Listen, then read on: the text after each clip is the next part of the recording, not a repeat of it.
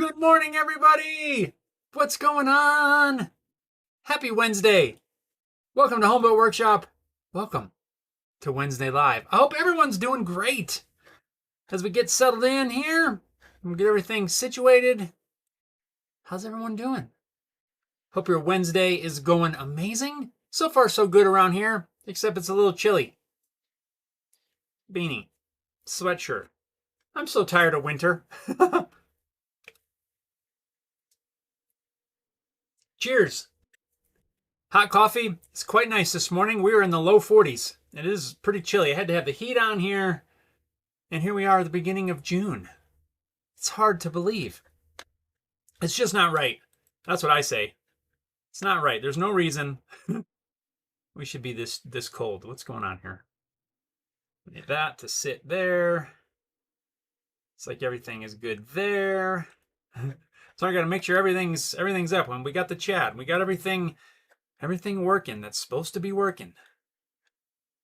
And the audio is hopefully still doing audio type stuff. Robert's here. Robert says, hello, peoples. Hope are doing well and safe and healthy. Yes, Robert, we're doing great. We're doing great. I hope you're doing the same. Hey, dude, what's up? What's going on, man? How are you doing? How's everyone in Australia? It's so cool.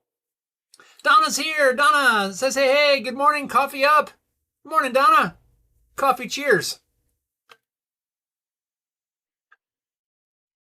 I got a feeling that's going to be gone by the time we're done hanging out today, because that's pretty good.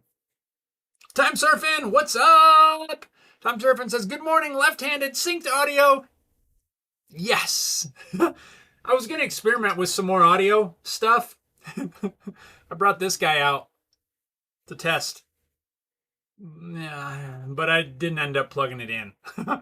I figured it's probably going to not work, and I'm going to have to adjust it. But I don't know how else to get it adjusted without, just going live and doing it. Anyway, we're rolling. Everything's good. Words are going the correct way. My left hand is good. All is right in the world at the moment, which is kind of strange.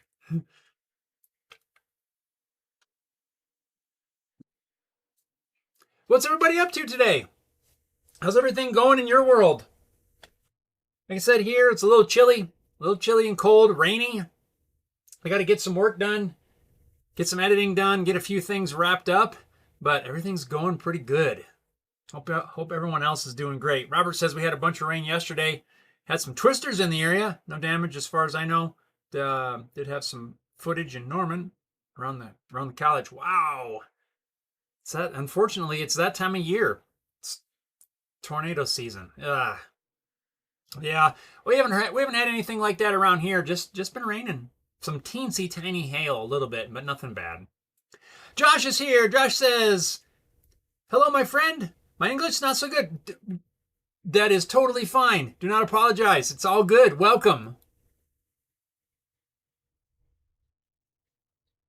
That does mean I swallow. That, Josh, I'm not sure. Oh, I ain't saying that. No, not for here, my friend.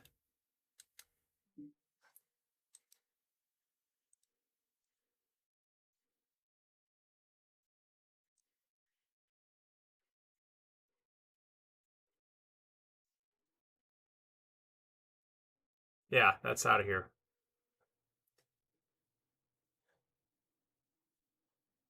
We don't do that. All right, sorry, everyone. Time surfing. It's one of Alabama's attractions, hurricane and tornado season.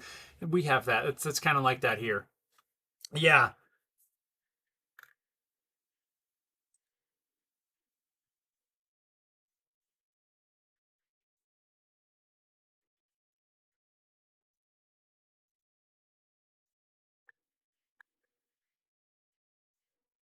There we go. Sorry, moderating. Doing moderation. Alrighty. Yeah, this is our time of year where we get the weird storms and stuff like that. This the spring storms, spring rain. Sometimes we'll get nasty stuff, but so far it's been really good. Robert says it's cloudy, 61 here. More rain expected tonight and tomorrow. I think it sounds like that's the season we're in all over the place.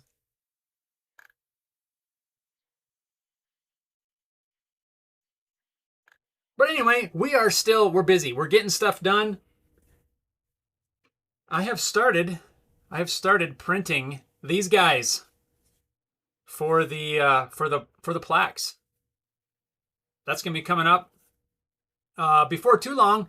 So I've already started doing some of the printing. These aren't painted. This is right off the printer. And yeah, we're starting to collect supplies and get things in order. I've already got the printer running. It's not running around the clock at the moment because, well, at the moment we have time. So I'm doing a couple of them throughout the day, getting everything done ahead of time. And yeah, hopefully we'll avoid the rush like we had last year. So yeah, just getting these all printed, starting to prepare for that project. It's not going to be coming up for a little bit yet, but I am trying to get everything done ahead of time. Well, at least the stuff that I can. Gathering supplies. I picked up some of the finish for the walnut yesterday. I've had the printer running for a couple of days, and yeah, trying to be a little more proactive. Well, I tried to be proactive last year, but we just straight up didn't have time. Robert says, pretty sure this spring has been a lot wetter than last year. Yes, it has. It has. Senpakin, what's going on? Senpakin says, good morning, Jeff and folks. Beautiful day here on Vancouver Island. Man, I wish we had sun and shining and it's just rain and wet, but it's fine. We need it. Isn't that what we're supposed to say? It's fine. We need the rain. Rick's here. Rick says, hey, Jeff, how you doing? Rick, good morning. What's going on? Bam. What is going on? Keith Wind says, I want to do a straight bit channel groove down the middle of a 4x8 inch board, 1/4 inch deep with a trim router. Not sure how to secure the board so it won't move. So 4. Oh, so you're having trouble.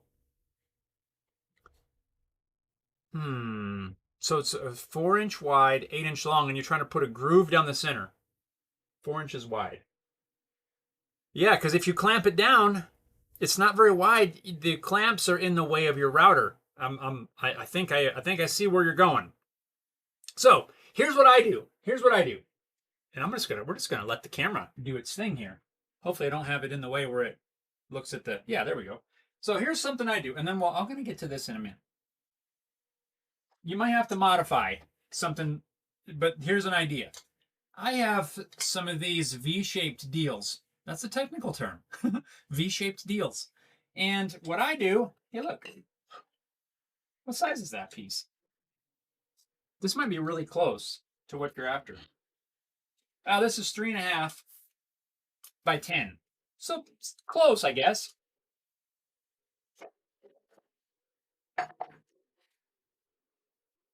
So what I do, I'm going to turn off the tracking and move this down to where you can see what's going on. So I'm just going to put this down here at the bench. I have these set up to work with T-Track, but you don't have to, right? You could just make something similar. It's just kind of a V-shaped deal. Doesn't quite fit these because it's not made for that, but I would clamp this down, and then the V, here's another example. This would go in here, right? It just pinches. And then another one on the other side, right? These are clamped down, which keeps you clear from your router. You want to make sure these are shorter, right? Some thinner stock than the piece that you're going to be working on. So you can see these are shorter, right? That way it doesn't stick up and get in the way of your router. But I have done quite a few guitar necks routing the truss rod channels and stuff by using this method, right? I got a squish at one end and a squish at the other end, holding everything tight. So it's really only held in by the pinching friction. Hope that makes sense. That's one way to do it. Of course, you could double-sided tape, right? Get some double-sided tape, some good quality stuff. Stick it to the back of your piece. Bam. Route it. Of course, depending on how deep your channel is, you need to cut. Don't do it in one pass, especially if it's only held down by double-sided tape. Take lighter passes because you don't want to put too much extra force on there that could possibly pull the tape loose. That's like quick and simple. You don't have to make any clamping things. Double-sided tape it down and just route. Edge guide or however it is that you're gonna hold the router in the center.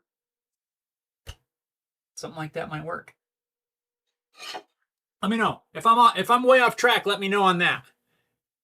Let's see. Time Servant says, I've noticed the past few years has been wetter than normal. It seems like that here too. Harry Dude says, stupid cold weather. I'm with you, Harry Dude. Like, I don't mind it from time to, when it's the season for it. But it's way too long. We're in the 6th month. We're in June. I shouldn't be wearing a beanie in June. Sam Packin says super glue trick and put it on a bigger board. Yeah, that's kind of what I was saying with the double-sided tape. Same kind of thing. Yep, Harry Dude says the same thing. Yeah, there you go. Excellent suggestions. Yeah, that would probably be the easiest. If it's one cut, Keith, I think that's what I would do. I would double stick tape it down, or the super glue and painter's tape deal. I wouldn't bother probably making some V-shaped deals. That's just what I came up with at one point to use for holding some tricky stuff. So hopefully that gets you rolling. I would double-sided tape that thing, and if you're worried about it coming loose, just clamp some scrap pieces around it to kind of help hold it in place, just in case. Where are we at here? I gotta adjust the camera, but I want to show you what I was working on. Robert says, yeah, if you can get a big jump on that project, much less stress at the end. Yeah, Robert, yes, that's exactly where I'm at. Trying to get as much of this done as I can ahead of time. Before, I don't even have a list yet. I don't even know how many of these things I need to make. I'm just doing, 4 or 5 of each for now. And hopefully by the time I get those printed, then I'll have an idea of how many I need to make. Let's see. Tanmay says, how's everything, Jeff?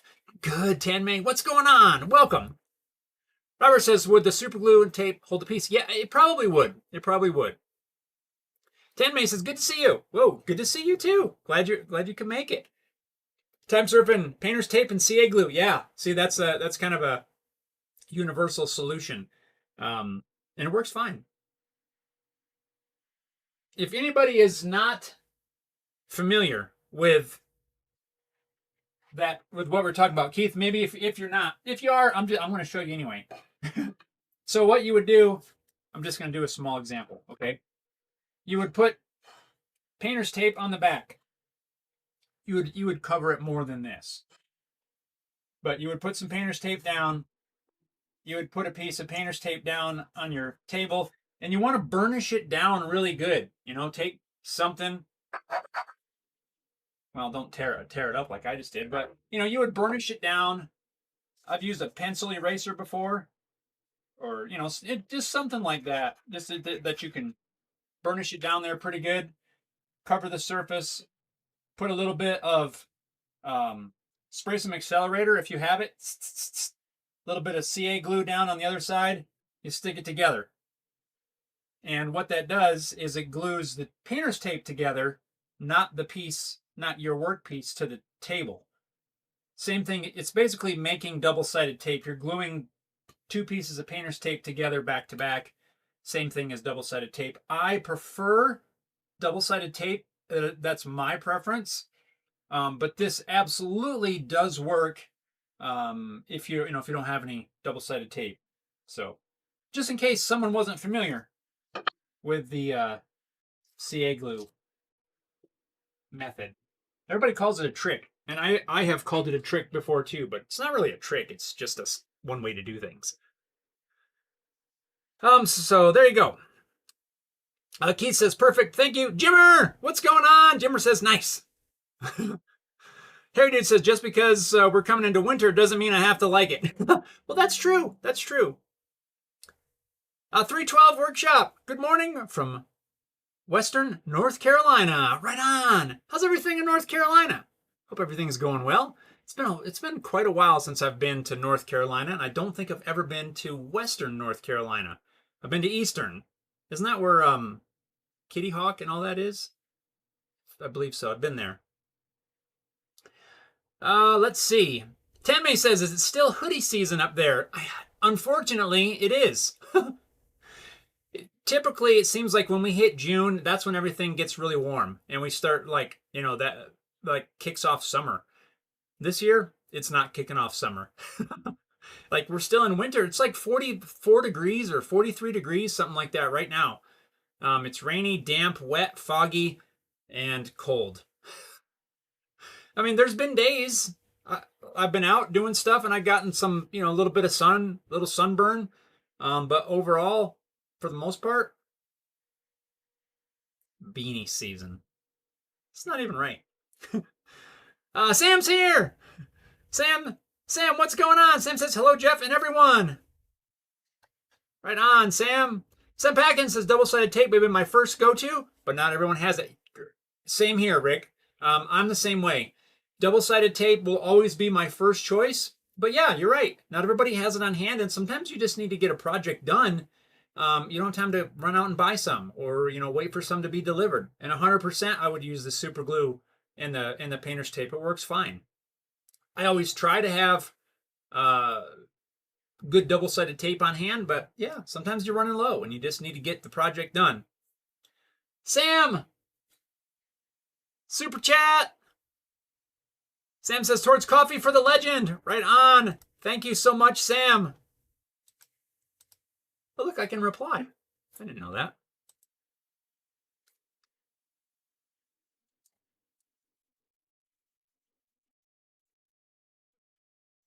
Bam. Aha. Look at that. That's cool. Right on. Thank you, Sam. Time Serpent says, we have hoodie season for 2 or 3 weeks in December and January. That would be, yeah. Edgelight! Edgelight's here. What's up? What's up? Robert says, I have a brother-in-law that lives in Myrtle Beach.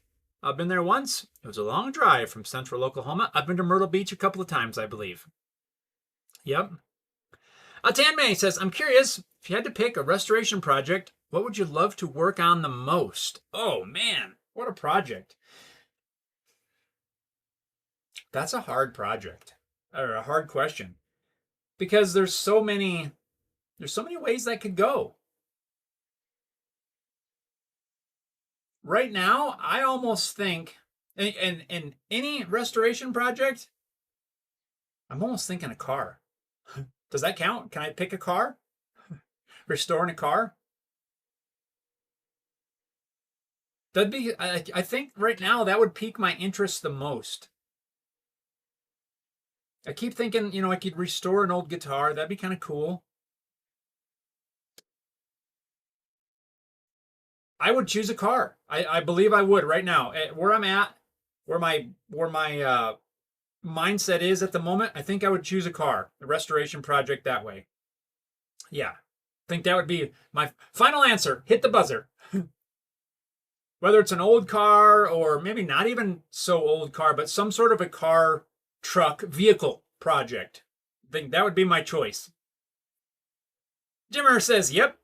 Nice. Yeah, see? I don't know. We just get to a different mindset. Edgelight says, building a mobile workbench that will hold a table saw, miter, and planer. Been dreaming about this for years. Nice. Yes. Those projects are great, aren't they? The ones that you always have on your mind. It seems like, there's something in the back of your head that goes, I really kind of want this. And then year after year goes by, you didn't quite get a chance to get to it, and you finally do. Yes. One of those projects for me, well, there were several. One of them was building an electric guitar. Ding. Took a long time to get to the point where I said, I'm going to do it. Another one was building a 2x72 belt grinder. You know, I just wanted to do it, didn't. Finally did. Another one, let's see. It wasn't quite as long, but my acoustic guitar sidebender. That was another project that really kind of wanted to make, and it wasn't year after year on that one. It was only probably a year or two that I was mulling over it, but still got it done. Super cool. So I'm glad you're able to get to the workbench. That's so cool. Tanmay says, I don't know why, but I really like to work on an old guitar that's filthy. Buffing is so satisfying. Yes, yes, it is. I'm with you. I'm with you on that. Jimmer, yes, yes. Either of those two would be fine. Restoration. An old guitar would be cool too, but it'd have to be pretty grimy. And I don't ever come across anything like that. I don't typically find, but if I did, I would totally grab it.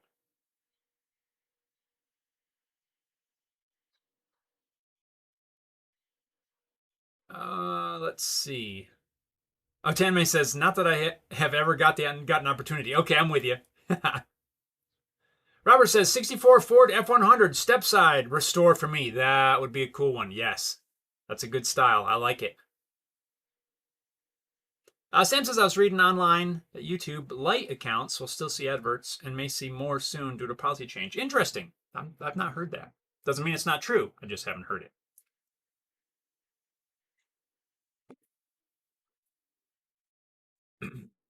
Time Surfing says, if I had the budget, I'd restore my 85 D100 Dodge. Oh, that would be cool too. I like that style. My dad used to have one. I don't know if it was an 85, but it was that, you know, that style around that year. His was a two-wheel drive short bed. Cool little truck, really. You know, had the straight six, you know, 6-cylinder engine, and I don't know why, but that truck, he drove that thing for quite a few years. It was a cool little truck. I don't know whatever happened to it. I think it had posi in the rear end, and that's about the only thing I remember. Oh, it was manual too, I believe. But anyway, that thing, he would drive that all winter long. And the place he lived, Jim, are up on the hill there, so, you know, where I used to work around the farm. Those, you know, the hills are pretty rough, some of them. And he would drive that thing all winter, two-wheel drive. You know, he would put a little bit of weight in the back, and I think he had snow tires, but that thing went anywhere. It was ridiculous, some of the roads he could go up. Yeah, absolutely crazy. Jimmer, I don't know if you know the no winter maintenance part of Pioneer Road. He used to go up and down that all day long and never get stuck. Ridiculous snow. That thing was impressive. Cool little truck. Let's see. Jimmer says, got lots of those unfinished projects. That you know most of them, Jeff. Yep. Jim says, I did get the 42 Ford GPW running. Nice. Very cool. I saw that you had it out the other day. Time Surfing says, mine's a two-wheel drive single cab standard bed, 3/4 ton. Yeah, that's awesome. I'm guessing V8. Robert says, Edgelight, Matthew Peach on YouTube has a few workbench designs that he shows how to build. Some really good space-saving designs. Jimmer, snow tires make all the difference. Yes, and weight in the back. But that thing was so impressive. We would be getting the worst snowstorm ever, and he would stop by the farm a lot. And you just come on up over the hill, and it was crazy. Sam said, have you considered making miniature scenes with miniature buildings and working water features? I have not, Sam. I've seen some of those things, and those are cool. I just don't think that's something that I don't think they would take too long. I don't think my brain would be able to maintain focus. Some of them are super cool. I don't think that's my forte, I guess. So I'm going to show you guys what I've been working on. You already can see him in the background here. So you remember this past weekend, I did the video for fixing this old Remington shotgun shell crate. You know, we had to make a little tongue and groove. And I wanted to make a rabbit plane. Now I have two. This one is the one that I made for this coming weekend's, this Saturday's video is going to be making this rabbit plane. I guess it could be considered a shoulder plane, maybe, but it's a rabbit plane because it has an adjustable fence made with a chisel. It works amazing. And then I played around with a different method making this one, and this one's a little wider chisel. This is, what is this one? 5/8 chisel or 9/16 chisel, and this one is a 1/2 inch chisel. Again, this is the one that's going to be in the video. Man, these are cool. I saved some of the shavings. Look at those curly cues. That came off of this. In fact, can you see? I haven't cleaned it up, but there's some basically tongue for tongue and groove. That's right off of this plane, right here. It's really cool. Hey, you know what? We could cut some more. Here's a piece of wood that I was playing around with. It should still be set. But this is a lefty. This is a left-handed plane, or the left side. I think I might have to set it just a little bit deeper. We're getting there. Might have to.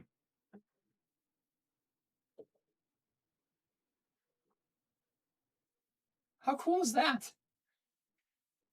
There's something about this that is super addictive. I don't know what it is, but these were really fun to make. And like I said, these will be in this weekend's video. It's the project. So that's what I've been working on. Just got that wrapped up and got the video the video's scheduled. I just got that finished up this morning. Everything's ready. That's going to be coming out this weekend. And now it's time to start on some new stuff. Sam says, sorry, YouTube slapped me with an advertisement as soon as you started reading the comment. Oh, sorry, Sam. So basically what I was saying was it's probably not something that I would tackle. I know exactly what you're talking about, and they're super cool. For me, that almost feels like a whole entire hobby in and of itself. And I don't need another hobby.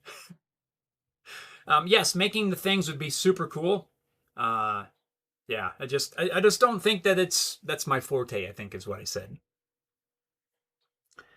Robert says, would also like to restore a 49 Dodge Power Wagon. Yeah, that'd be cool.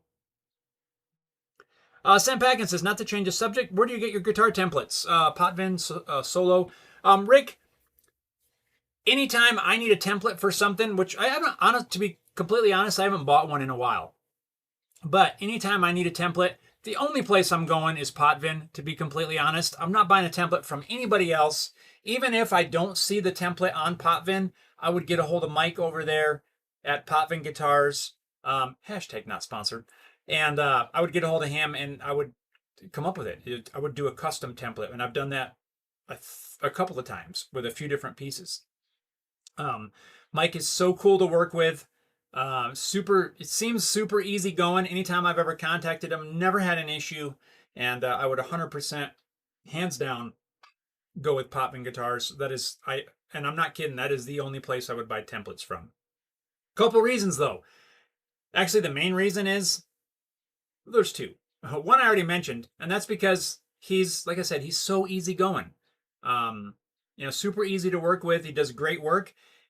But almost as important is his templates are 1/2 inch thick material. Why is the thing blinking red at me? Why? Stop it. And I like the 1/2 inch thick or 3/4 inch thick in some cases templates so much over 1/4 inch templates. I have purchased a few 1/4 inch templates in the past, and I'm just not as happy with them as compared to the thicker stuff. I always want to go with the thicker stuff if I can. And most of the ones I've gotten from him are 1/2 inch thick. And like I said, a couple of them, the smaller ones, have been 3/4 inch thick. So I just like the extra thickness. One, because yes, it's more durable, but two, you have a little bit more leeway in the setting the height of your router bit. quarter-inch thick stuff, your bearing may only be a quarter-inch thick. So you have literally zero adjustment. And, maybe I want to cut a little higher on the bit for some reason. Maybe I want to cut lower. I like having that little bit of leeway. So hopefully that helps. Podvin Guitars, again, not sponsored, highly recommended, and that's who I would use in every single case. Unless for some reason, the only time I would not use Potvin is if Mike said, hey, I can't do whatever it is that you're wanting. So yeah, Rick, no worries. Don't ever worry about changing the subject. That's what this is all about. We're here to answer questions, talk about anything. You guys want to talk about something? I mean, workshop related, right? And, just let me know. Let's see. Time Servant says, seen a dollhouse sell for around 10K a few years back. What? Was it an old one restored? Time Servant says, could you make one with two chisels that would leave the tongue? Ooh, one on either side.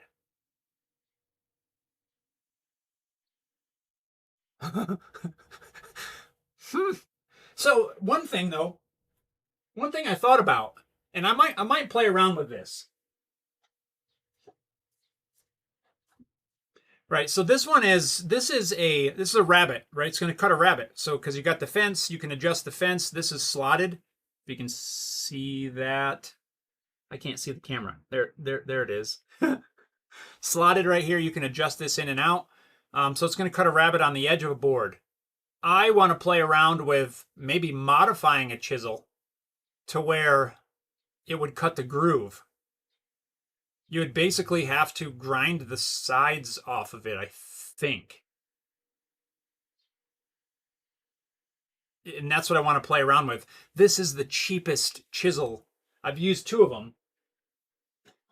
These are like the cheapest chisels I could absolutely find. I bought these at the hardware store near my house, and they were literally like $4.68, or no, $5.68, or so. It was $6 basically. By the time I paid tax and drove, a couple of minutes there.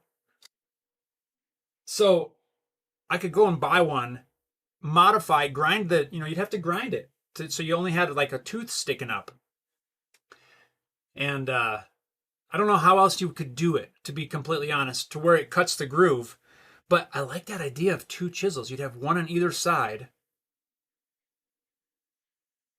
You would probably have to offset them. That's an interesting idea. To cut them both at once? That's what you're talking about, right? To make one of the two chisels that would leave the tongue. I don't see why you couldn't. That'd be kind of fun. That'd be interesting to play around with.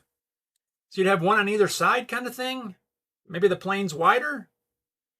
What if you just bought a 1-inch chisel, right? And you cut the groove out of the middle, like with an angle grinder or something? Ground a little bit of that out so it can't cut. The way you make the tongue with this, and that's exactly what I did here, right? So you'd run it on one side, and then you just flip it around, and you run it on the other side, and that leaves the tongue perfectly centered. That's exactly how I made these with this chisel right here, or with this plane. Just zip, flip it over, or come at it from the other side. I wonder though, if back in the day, right? This is how they would do a lot of stuff, molding and all that stuff. I wonder if back in the day, and maybe you guys would have some insight on this, they would do this by, be cutting all this stuff by hand. But one thing that I found, and it worked okay for this, for this test, right? But let's say this direction. I'm going to use this for example. So I'm going to go from here, from this side to this side. That's going with the grain. Yeah. So this side would cut really good. But when I flip this around and I come at it from this side, now I'm going against the grain. I'm wondering if they had a left and a right version, basically, of these things, so that you could still go with the grain. I kind of feel like that might be the case, but I'm not really sure. I feel like that was probably what they ended up doing, and it wasn't until I made one of these that I actually even thought about that. One way cuts really smooth, the other way doesn't quite cut so smooth because you're going against the grain. So I'm thinking they probably had a left and a right.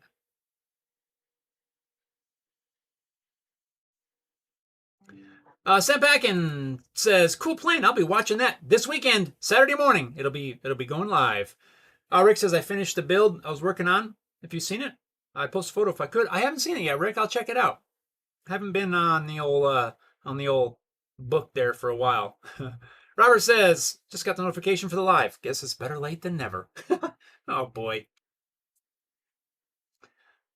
Harry Dude says, "Started with 1/2" MDF router templates, but moved to 3/8 and have been fine." Yeah, there's 3/8 is still thicker.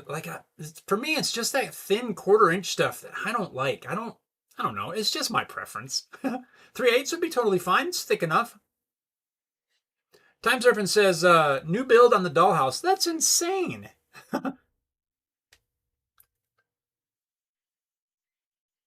Harry Dude says, "One chisel with a big gap tooth." Yes, that's what I was thinking. Right? So if I took something like, oh, come here, a big wide chisel, right? And I carefully ground a gap in the middle of it. Yeah, that would totally work.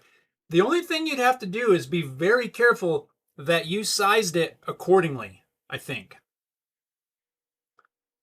Right? So if you needed I don't know, 1/8" tongue, 1/2" tongue, what if you were working on a 3/4" board? What is the standard size on a tongue and groove? It's got to be around 1/4. It's got to be 1/4". So that'd be all right. You could take a 1" chisel, cut a 1/4" gap in there, make sure it's sized right, and then you could cut them both at the same time. Then you would always go with the grain. Oh man, I gotta try that. One thing I might actually, because I drew this plane up in Fusion because I had another wild idea of 3D printing the body. Then you could totally change all of that. It would just make the whole body wider, put in like a 1" chisel. Yeah, they would totally. I don't see why it wouldn't work. It'd be going the same direction, and honestly, they probably did that back in the day because it's not that wild of an idea. Yeah. 312 Workshop says, "Getting 2 chisels lined up in the same depth would be tough." Agreed. I think taking something like this would be better.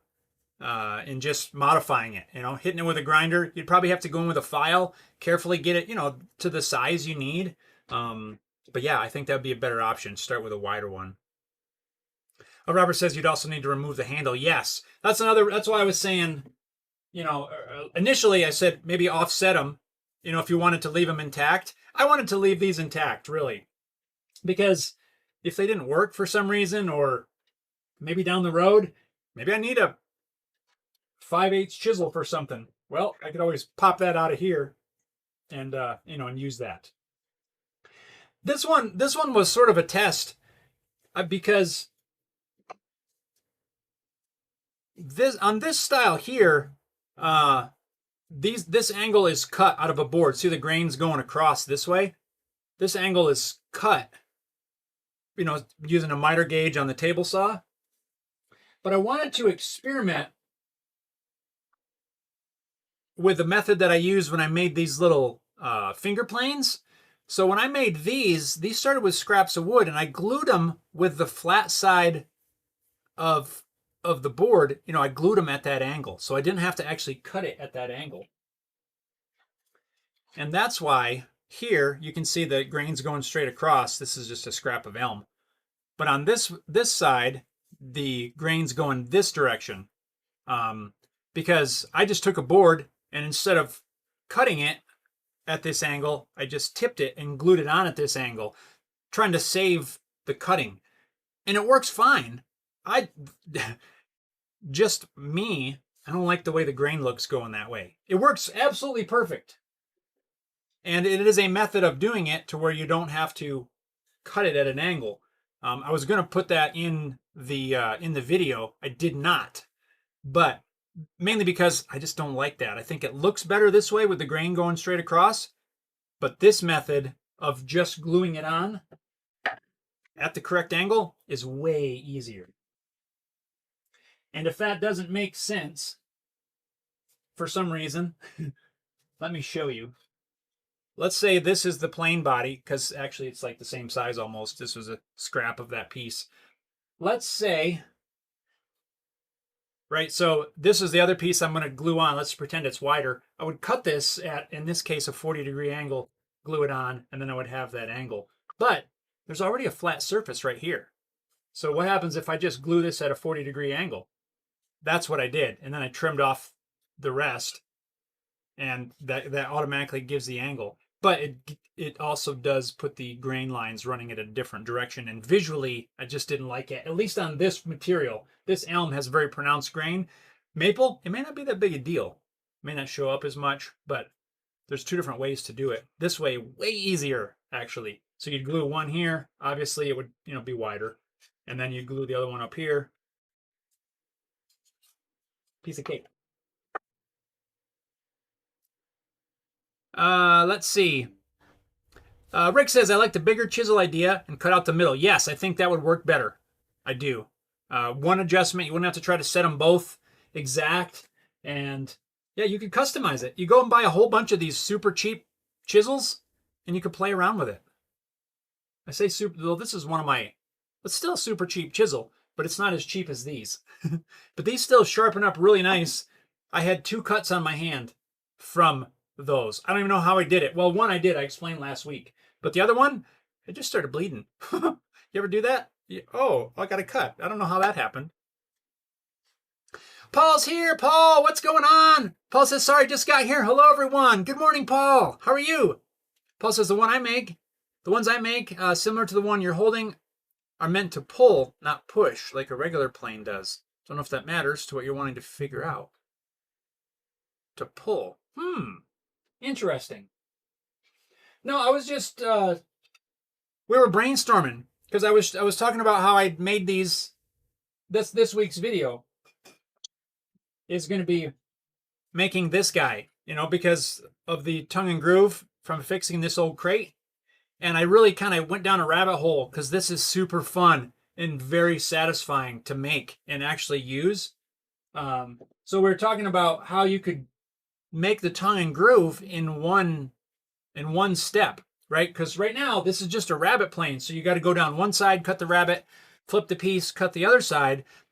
But since I don't have a left and a right plane, one direction's cutting against the grain, doesn't cut quite as clean. So we're thinking, man, it'd be cool if you could do it all in one pass, right? So you start with a wider chisel, let's say, that has a notch in the center. Basically the exact same thing as these, but built for a wider chisel. You cut a notch in the center with an angle grinder. Size it appropriately for whatever size tongue. You make the body so that it accepts the wider chisel, and then still have the edge guide. And it would basically be the exact same thing, but you would adjust it around where you wanted the tongue. And that's kind of what we were talking about, just different ways to do that. And then I got off on a tangent talking about how I was experimenting with different ways of making this. One just gluing the piece at the angle you want versus cutting it at the angle you want.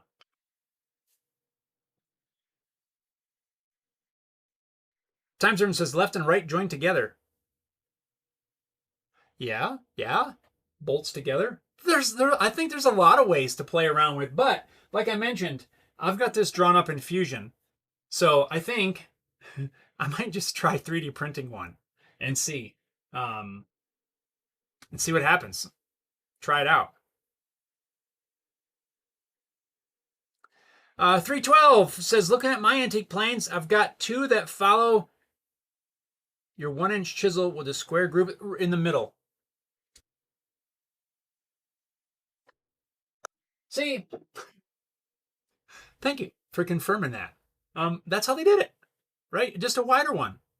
Cut a groove in the middle. There's really nothing these days that's new, is there? And I wasn't claiming that was a new idea. I'm just saying it was just an idea. Back in the day, they know how to do all this stuff, and it's impressive, super impressive. Like the things that they could make with tools like this, right? And just the ingenuity, it's amazing. You look at a lot of the mechanisms and things that were built back in the day before we had these electronic machines, CNCs and computer control. It's absolutely incredible. Absolutely incredible. Robert says a lot of old carpenters that did a lot of cabinet building used to have a lot of different planes for different uses. Yes, you'll see some people with just rows and rows of these little narrow things. And quite honestly, Jimmer, I never got into these. But after building a couple of these style, they're kind of cool.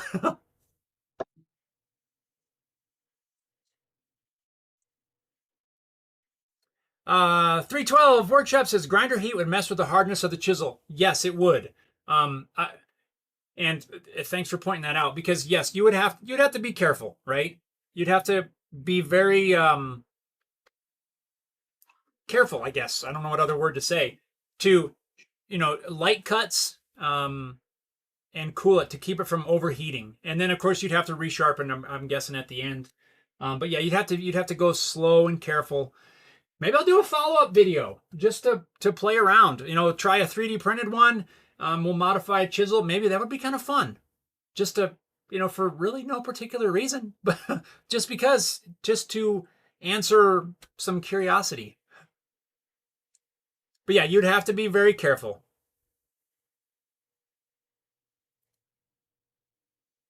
Sam says you can make your entire workshop completely portable. You might not be planning to move yet, but who knows what the future holds. Yeah, you're right, Sam. That would be. I think it would be cool. And in fact, I was talking to Jim the other day, or what, a week ago, 2 weeks ago, whatever it was, and I was talking about that. I thought about at one point I could buy like one of those car hauling trailers, 8-foot wide car hauling trailer, 20 whatever feet long, and build it out as exactly this workshop, and I would have more room than exactly this workshop, which is kind of something to think about. You buy a trailer, build it into the shop, you want to move it, you hook it on, and I would absolutely have more space in that than I have in here, and that is not a joke. Because I wouldn't have to deal with home storage and stuff like that. Paul says, I think you adjust blade depth on the second cut and take smaller cuts, less chance of tearing it out. Maybe so, Paul. That's another option. Sam says, you're notching the chisel idea just a few seconds earlier. I was thinking just that. Great minds think alike. Yes, they do. That's what they say. Yeah, it's just fun. Guys, if you haven't tried this, I don't know. I recommend play around with it. Even if you don't ever see yourself needing something like this, it's some scraps of wood and a cheap chisel. Probably everybody, I would say, all of us at least, has one cheap chisel that you could use. I still have this one that I found along the road.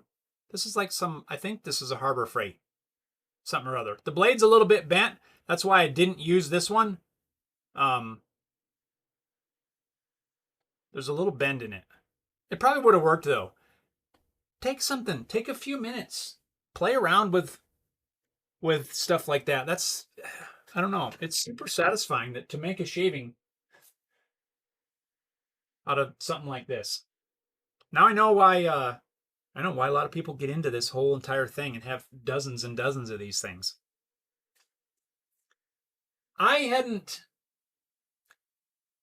There's something about the old tools that I always appreciated, okay? I always appreciated and I really liked, but it was not until Jimmer sent me this plane. We did a little horse trading. And I went through and got it cleaned up, sharpened and everything, and actually started using it. It wasn't until then that I'm like, oh, wow, there's something here. And I don't know how to explain it. Like, I've got these hand planes up here, the metal Stanleys. Those are cool. Some of them are, nearing 100 years old. But this one is before that. And this one, I don't know. I can't even describe it. This one got me excited about the older wooden tools like this. Again, I don't know how to describe it and really explain it. But restoring that transitional plane kind of got me to where I needed to restore this one. This one's even older, and then that got me to where I kind of wanted to try some of these. And I don't know. Maybe I'm just getting older, and my preference is developing. Am I going to switch to all hand tools? No, I'm not. I'm not. I don't have patience for that. It takes long enough to try to get a project done now. But I think I will be working in a few more hand tools, using a hand plane more, doing stuff like this. Yeah, there's something there, and everybody needs to try it. Oh, let's see. Paul says also reverse the blade back on the top of the plane. So reverse the blade, the back on the top. Oh, so you bevel up you're talking about. Bevel up. Bevel up. I have beveled down because I want that shallower angle. If I do bevel up, that actually makes the angle steeper. Which, depending on what you're doing, yeah, you could totally do that. I wanted to try it. I did it this way on purpose for this particular one because I wanted that shallower angle. I think that's what you're talking about. Yeah, it just changes the angle of approach, and depending on what you want to do, bevel up or bevel down could work perfectly.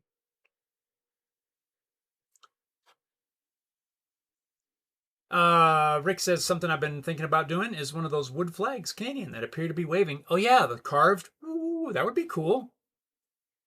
Time Serpent says automation is overrated. I mean, I can appreciate both sides. We'll just leave it at that. I agree with you, but is my final answer. Dastardly Dave, what's up? Dave says, sup all, we'll watch on replay. Right on, Dave. How's it going? Sam says, don't forget to smash the like. Psst, it's totally free. It is, Sam. Right on. Thank you. Bam. Hit that thumbs up. Robert says, got my thumb. Jimmer says, I see this going down a rabbit hole, and you blacksmithing... Oh, pop up. You blacksmithing a chisel for one. That would be awesome. I just have to get a hold of... I need to get a forge. Right? I'd have to like, borrow a forge, which I could do that. I've done that before for those horseshoe knives. I'll bet our farrier would let me do that. But yeah, I need a forge. I guess I could build one. There's an idea. Time Servant says, huh? Oh, Ewan Reardon, young fellow from Ireland, does everything the old ways. Very interesting young man. Why does that sound familiar? I don't know if it's an Irish guy, but I think it is. I think I know who you're talking about. Jim says, it's all my fault. It's not a bad thing there, buddy. Not a bad thing whatsoever. There's something to it, but I like the idea. Let's make a chisel. I did that in school. You and I probably both did that in school. I wish I still had that chisel. I have no idea where it ever went. And also, remember the little tool tray? Do you remember folding up the tool tray? I swear that was at Broadway. Metal Shop? Do we have Metal Shop at Broadway? I don't know. Sam says, Robert, moderator on other channels is just default moderator message I have on the clipboard. Just helping. Right on, Sam. Thank you.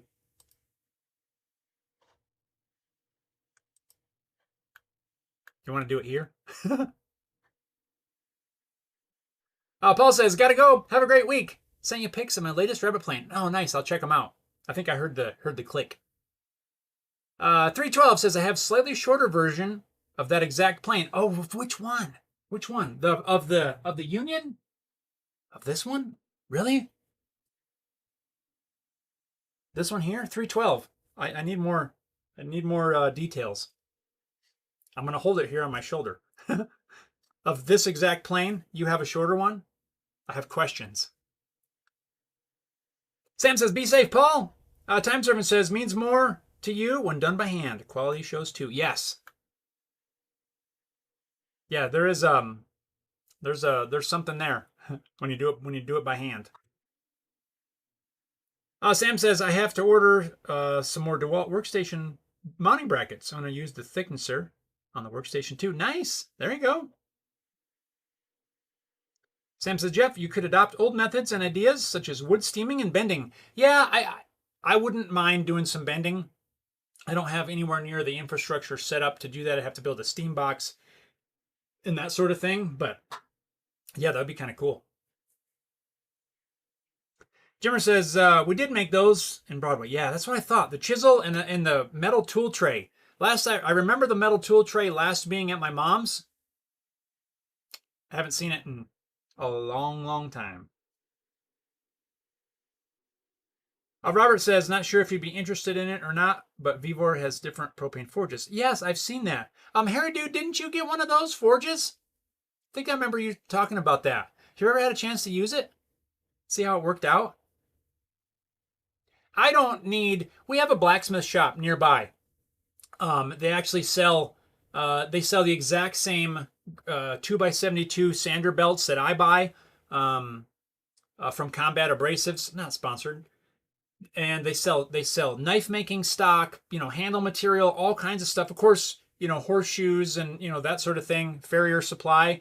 But they get forges and stuff in there. And I'm not there all the time, but when I do go there, to grab some horseshoes or something, I do always look and see if they have any decent used forges. A lot of times the ones that get in need new liners and stuff in there, but they're like professional, right? They're made for professional farriers and stuff like that are going to use these things day in and day out. While one like that would be awesome, I absolutely don't need one that's built for day in, day out. I would, if I found a good deal over there, I would totally pick it up. But I'm fine with a cheaper one. It's fine. As Robert said, some are very affordable. Yeah. Sam says Jeff's cart wheels would be cool to see on your shop, huh?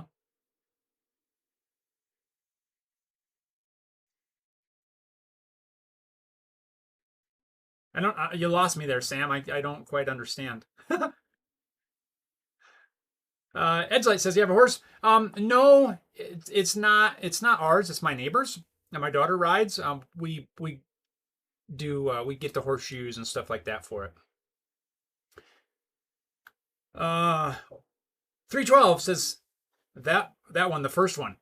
That's awesome. Is yours, do you know the manufacturer of yours? This one is made by Union Manufacturing. I don't know if I can get it to where you can read it. It's got some dust on there. Let's see here. Will this focus in? Number 32, Union, New Britain, Connecticut. It's Union Manufacturing. This one's cool. This is the 32 is, I believe, a 26-inch bed. And I found all the documentation. Yes, 26-inch bed. This has not been cut down, as evidenced by this and the old advertisements. It advertises it as a 26-inch. This is 26-inch. Union Manufacturing on here. Union Manufacturing on the iron. It is 100% original, except I had to fix the top of the tote. Other than that, this thing works so nice. It's amazing. I think I'd have to go back and double check, but I'm pretty sure this was 1904-ish. Or was it 1889, 98? Anywhere, turn of the century is when this one was from.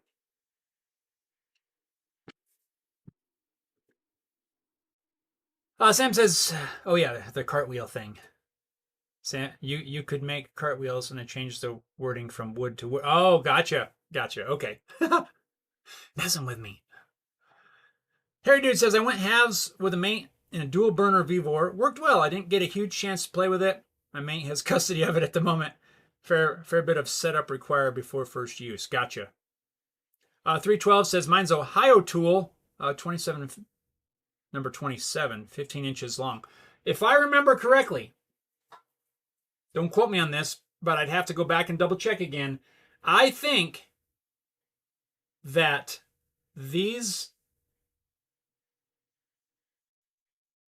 which one of these turned into Ohio?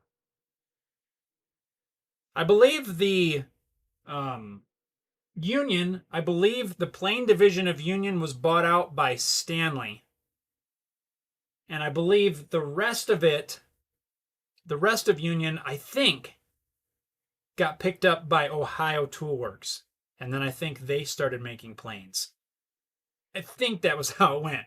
I don't quite remember. My brain's a little foggy from that, but that was a couple weeks ago or a month ago when I did this, and I was trying to do a lot of research on it. But basically the exact same thing from what I've seen. To your point, you said it's the same.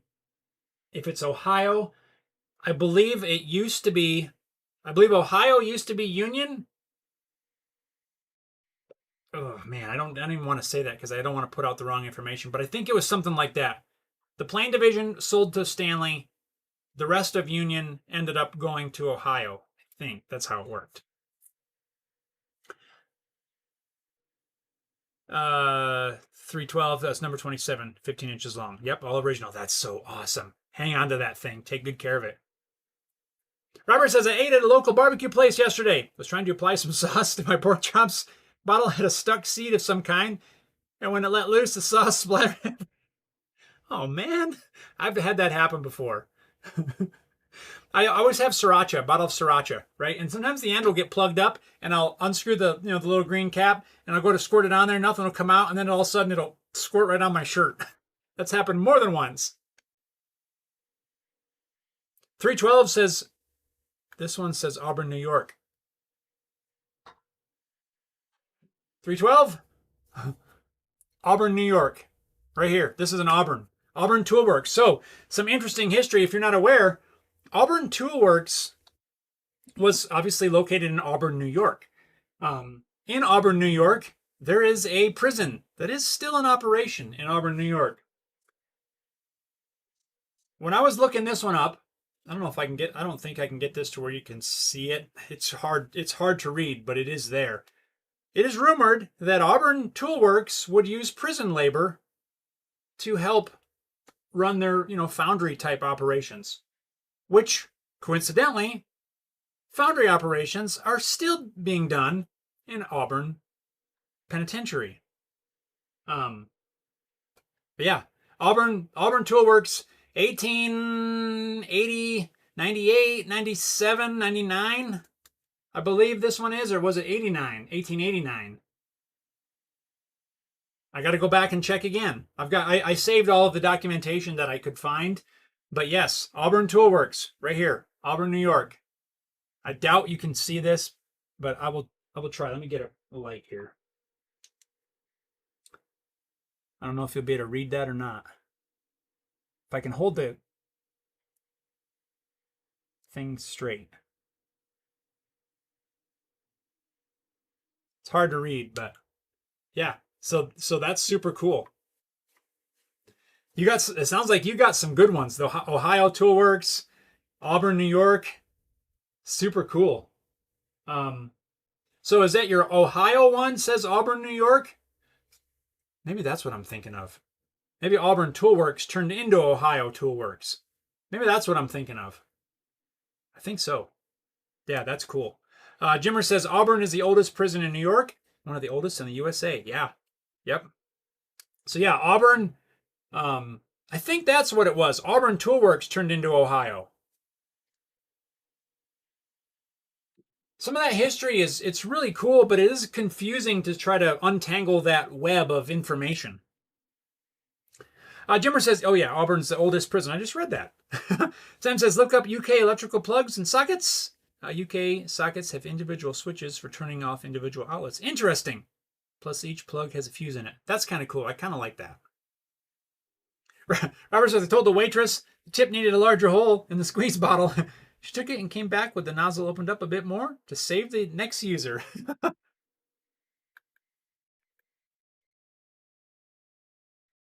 312 says a lot of mine are stamped with the name of a past owner. Yes, Ohio Tool, Auburn, New York. Okay, yes, so that's what it is.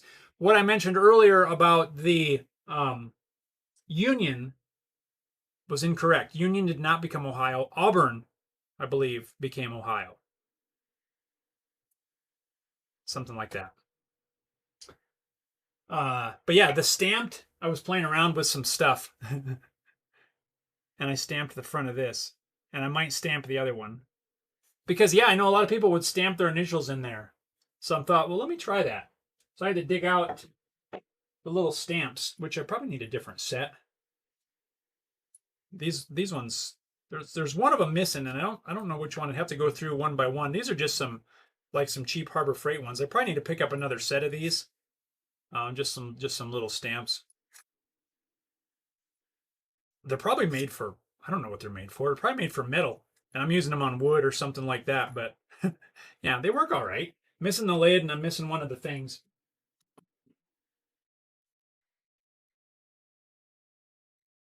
312s, cool. Right on, right on.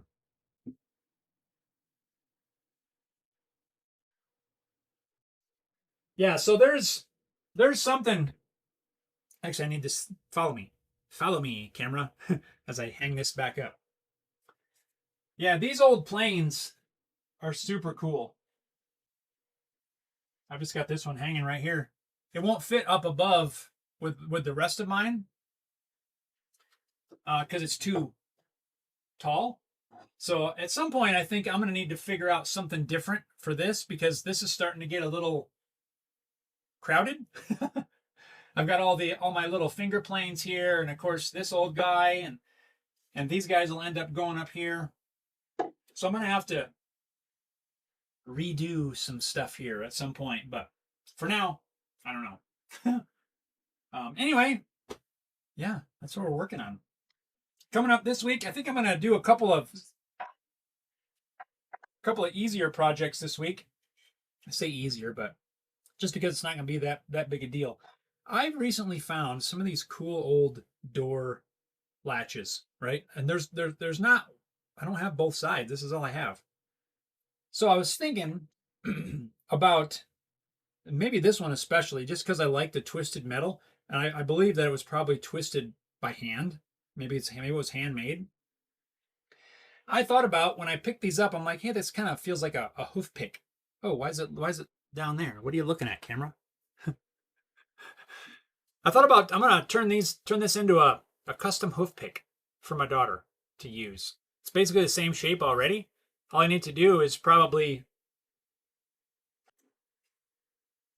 attach this to some sort of a wooden handle. Contour this piece of wood, drill a hole in the end, cut that off so I can epoxy it in there, and there you go. Little shape the end just a little bit, clean it up. But I think that's what I want to do. Make her a little custom hoof pick. Just because that's what it felt. It's just what it seems like. So I think that's what I'm going to work on. It won't take a ton of time. I might make two. Might make this into one too. I kind of like the shape on this as well. But that's what I got in mind. Shape the handle a little bit and do a little custom shaping. It'd be kind of a cool project. And then also, I just finished up a guitar repair. I don't do a ton of repairs, for others, but I do occasionally. Just had one that I just finished up yesterday. Guy needs to pick up tomorrow. So that took a little bit of my time over the last couple of days. Not a lot, but definitely was something that I had on the bench. But yeah, that's where we're at here at Home Built Workshop. Let's see.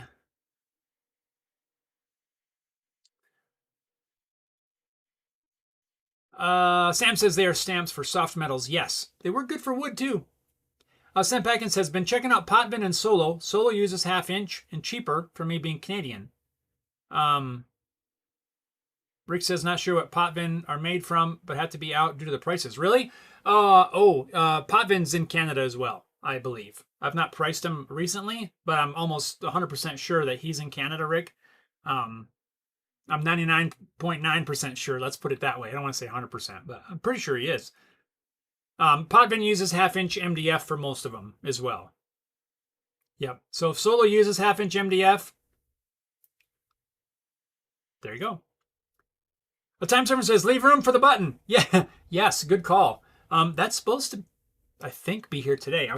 I'm kind of trying to drag this out because I thought maybe the UPS truck would roll in and we could open it up together. But don't worry, even when it gets here, we will open it up together. So if I have to wait till next week, that's what we'll do.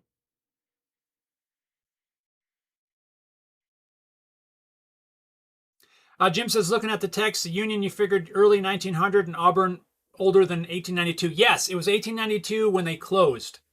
That's right. Thank you, Jim, for correcting me on that. Yes, 1892 was when they stopped. And I think that's when it transferred to Ohio Toolworks, I think. So there was a window, 1886 or something to 1892, I think is what it was. Rick says, not sure what Potvin. Yes, there you go. Sorry, Rick. I skipped that there. Robert says, you keep making new planes and jigs, and you'll definitely need a bigger shop. Yeah, I will. But it's fun. You can't stop. Sam says, take your pick. Edgelight says, Potvin is Ottawa. I'm in Ottawa. Boom. There you go. Rick, 100% confirmed. I can say with 100% certainty, Potvin Guitars is located in Ottawa, Canada. Sam says, maybe convert an old bicycle into a grinder. That would be cool. Find one of the old grindstones and hook it to a bike. That would be neat. That would be a fun project, actually.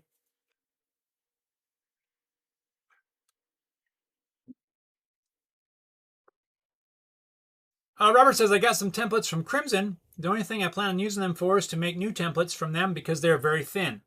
There you go, Robert. That's exactly why. Even Potvin, though, like the Potvin stuff that I have is very good. And Rick, this is something I would highly, highly recommend you do, even with the Solo ones. With any template that you spend any money for, right? If you buy something, never, never, never, never work off that template. Never. The very first thing you want to do with everything, even if it's the 1/2-inch template, make a copy. Make a new one out of brand new material of your choice. Never work off it. Like I said, even the new ones, even if it's the thick material, because you never know, something comes loose, router bit goes wild and digs into your template that you just spent your hard-earned money for. Now you're out of luck, and you got to either hopefully repair it or, worst case, buy a new one. Never work off of those, and by work off I mean never use it to cut an actual piece. The only thing you should ever use those new templates for are to make a duplicate of your new template. That's the only time, and hopefully you will never use them again, which sounds wasteful, but it's not. Ruining your template that you just bought is wasteful, in my opinion, and that's why I have so many templates laying around now, because I'll buy a set, and then I immediately make a duplicate of that same set. So now I've got two of every different kind, and I do that with templates, my own templates. I've got some that I've created myself from scratch. The first thing I do once I get it working is make a copy.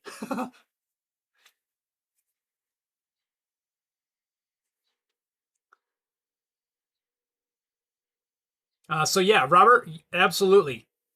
You make a copy of your templates, no matter what.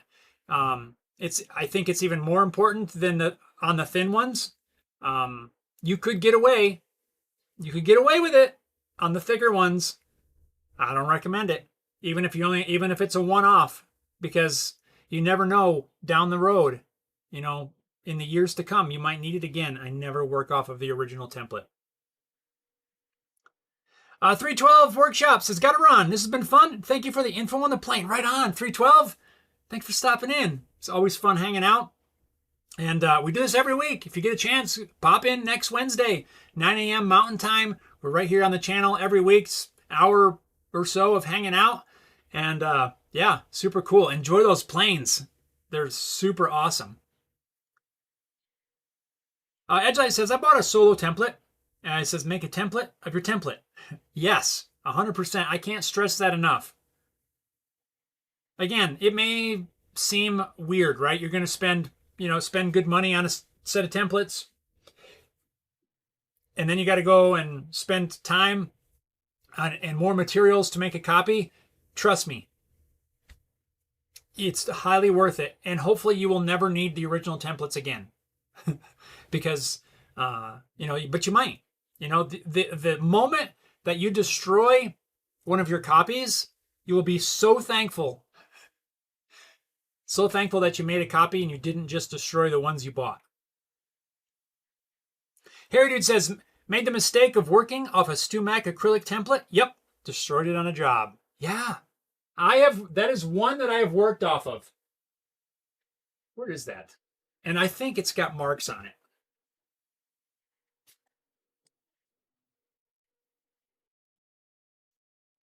This is one that I have. No, it's not. I thought I had a notch in there from it catching. But yeah, this is one that I have actually. Oh, it does. It's a little bit right here. It's not ruined, but the bit, I did have a little bit of mishap there. It didn't ruin this side. But yeah, I need to duplicate that one. I used that one quite a lot as a test when I was doing the when I was building the base, the J base neck for the fender neck for the base. Birdie Erdy, I like it. Love your channel, Sarah. Thank you. I appreciate that. Welcome. Sam says, I like the Amish furniture designs. Very good quality too. Yes, 100% agree, Sam. In the area where I grew up, there is, southern Pennsylvania anyway, is a little more prominent Amish. But we did have a lot of Amish influence. And now in the area where I grew up, there's quite a few Amish. There's a community that's growing pretty good right there, right where I'm from, which is pretty cool. And they're great to work with. I have pretty much anything I do here now is in spalted maple. If I use spalted maple on a guitar or something like that, the spalted maple that I have it's all from my family's property, and it was sawn up into slabs, at least, on an Amish sawmill. And yeah, super cool. I like their designs and all that. Very simple, yet elegant. I don't know if that's the only word I can, but I don't mean fancy necessarily, elegant. But yeah, I know exactly what you're talking about. Sam Packin says, I'm with you, Jeff. I'm making a template from a template. I made that mistake with one of those plastic ones. Yeah, you have to. That is one thing that you just have to get in your brain and in your guts, that's just what you do. You don't chance it. Edgelight says, I have that one and didn't make a copy either. This one. Yeah, I don't know why I didn't. I need to before I actually do destroy it. The thing I don't like about this one, right, is, in my opinion, and maybe you guys can confirm, everything's oversized, I think, because they want you to shim it to fit your particular neck, whatever neck you're using. This one, I shimmed a lot in order to get the guitar to fit a factory-made neck. I don't like having to shim it. It's just a pain trying to get the fit just right, because it seems like, I don't know, it seems like it's not consistent, in my opinion. I don't know. Do you guys have the same thing? I'm pretty sure that's what they say in their instructions, that you got to shim it to get it to fit well. Well, in order to do that, you've got to basically, like, if I want to make a copy of this one, I've got to shim this one to fit, or I make a copy of it oversized, then shim the copy to make it fit another copy. You see what I'm saying? So you're either working off of this several times until you get the shim right, or you're shimming your copy to make another copy. That's the part I don't like. I don't like that. But other than that, I mean, I like the thickness. I think that's 3/8. It's a good thickness. Edgelight says, yeah, it's oversized. I don't like that either. Yeah, see, it's weird. Sam says, maybe make a template from a template from a template from a template. Hey, I've done that before. Little changes over time. Yep. Robert says, if you could hire an Amish group of carpenters to build you a shop, it would be fantastic. Yes, that is one group that I would hire in an instant to come do some work. And honestly, if I ever get the opportunity to move back east, that's totally what I would do. I would contact the Amish, and I would have them come do it. They do amazing work, and they don't mess around. Like they'll bring in a whole team, family, the whole community or whatever, and they will knock it out. Yeah, absolutely. Edgelight says, I used aluminum tape to shim it. Yeah, anything. I've used, right now I've got some, I don't know what that is, some sort of HDPE tape on there. Rick says, I've chewed up a pickup template and I learned my lesson. Yeah, it only takes once. Even if it's a smaller template, like a pickup template, yeah, I just don't like knowing the fact that I bought this thing for whatever it cost, and now I just ruined it. It's just like, I might as well just throw my, throw some dollar bills into the router bit, and I don't like that. Anyway, guys, I think it's about time. We gotta get to wrapping this up. It doesn't look like the UPS truck's gonna show up, at least at the moment. I think it said from 11 to 1 or something was the scheduled delivery time. So I think we're going to wrap this up. I got a few things to finish up with some video scheduling and stuff like that. And then we're going to get to work. I think we're going to turn these old antique door hooks into some hoof picks, I think. That's the plan. I'm going to get to working on that. And got to get to pondering the next guitar build as well. So, like I mentioned, I sold the bass guitar. The Subtonic should be delivered to the new owner today. So that's super cool. Sam says, try a laser guitar as the next project. Edgelight, thanks. Great show. Thank you, Edgelight. Appreciate that. Robert says, like the old barn raising they used to have and still have in some places. That is still a thing. 100%. Yeah, in the communities, they do that. The communities, they just work together. It's amazing.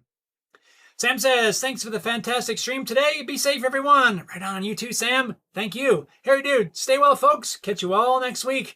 Right on, everyone.